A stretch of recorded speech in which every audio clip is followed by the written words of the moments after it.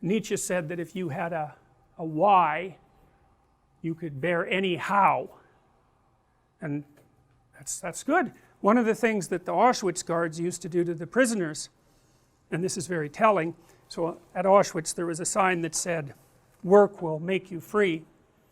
It was a little joke, not really a very funny joke.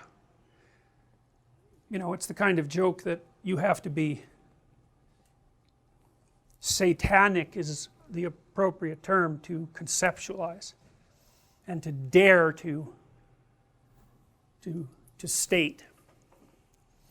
So when the Auschwitz prisoners came to Auschwitz, you know, they were already pretty rough shape. They were in cattle cars. They'd been separated from their families. Everything had been taken from them. They were transported for a long time. They were standing up. The kids were suffocating because there was no room in the, you know, it was so packed in there. They didn't have anything to eat. There weren't any toilet facilities of any sort. It was like you got rid of 20% of the people just transporting them. You know, the ones on the outside of the cars, they froze to death because of course it was cold and pretty nasty. And then when they got to Auschwitz, the guards used to have this game that they would play, and this is part of the work will set you free thing. They would get a prisoner, they'd take a prisoner who's already in pretty rough shape, and then have them carry a sack of wet salt, 100 pounds, from one side of the camp to the other. And you know, when you think of a camp, you think of something like a football field, you know, maybe something that big, fences around. It's like, no way, man, these were cities. There were tens of thousands of people in these places. So from one side of the camp compound to the other, that was a good hike. And that wasn't bad enough. They had to get them to carry it back and put it in the same place. Now, that's poetic in its malevolence. You know, what you're doing is you're harnessing the human compulsion to engage in useful activity and demonstrating how absolutely futile that is despite its difficulty. Seems like a bad thing to do. People need, it's a parody of meaninglessness, that's what that is. And you know, people need meaning in their lives because their lives are difficult. And so the question is, to what end should you devote your life? And another question might be, well, does it matter? Matter is an interesting word, because matter is matter, but matter is also what matters. And I would say that what matters is more real than matter. At least that's how you act. And then the question is, well, is there something you should be aiming at? It's a good question. That's the question of the meaning of life. And you know, one of the things that's supposed to happen when you come to university is that that's the sort of question that should be addressed. And as far as I can tell, and this might just be my more cynical side, what I see happening to university students, generally speaking, is that they come in clinging to the wreckage of their culture and floating with the pieces, and those pieces are taken away by professors who tell them that everything can be deconstructed and nothing has any real meaning. And it's like when you're finally educated, it's when you're floating out on the ocean and you've got nothing to stay afloat with. It's like, well, then you're done and you can graduate. And it's like, I don't see that as useful. Quite the contrary. So let me tell you a story. The first thing I'm going to propose to you, and we'll talk about this a lot, is that you inhabit a story. That the framework through which you look at the world is actually a story. And here's the story.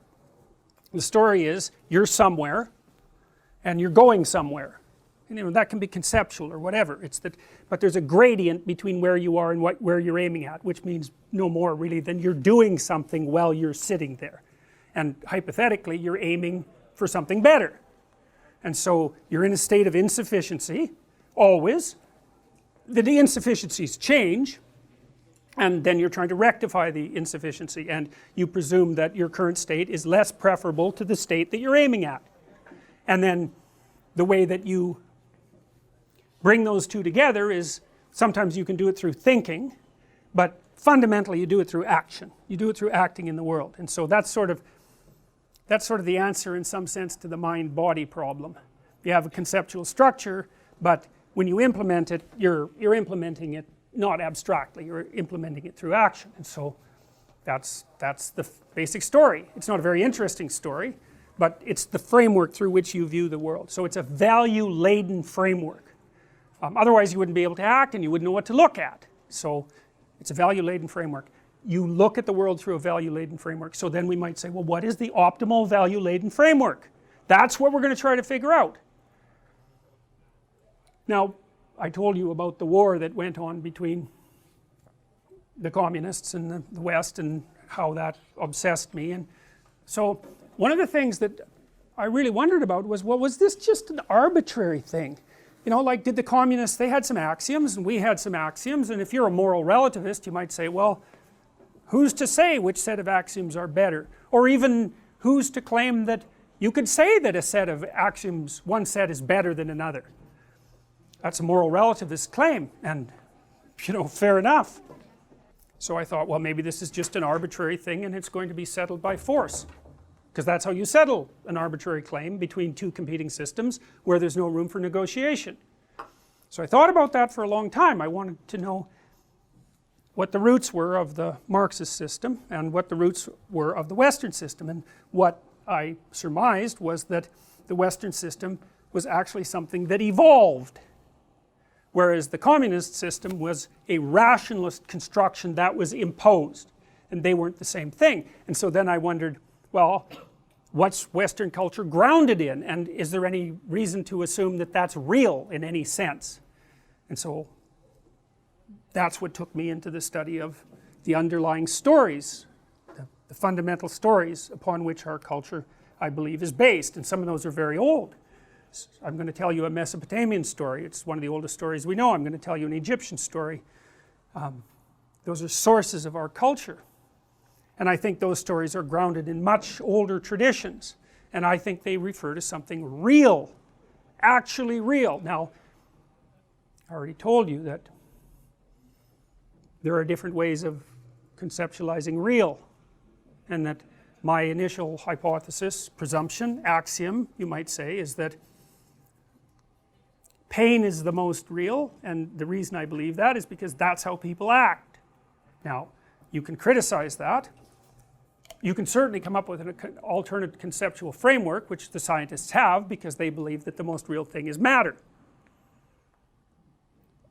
Maybe we need more than one set of tools to operate in the world.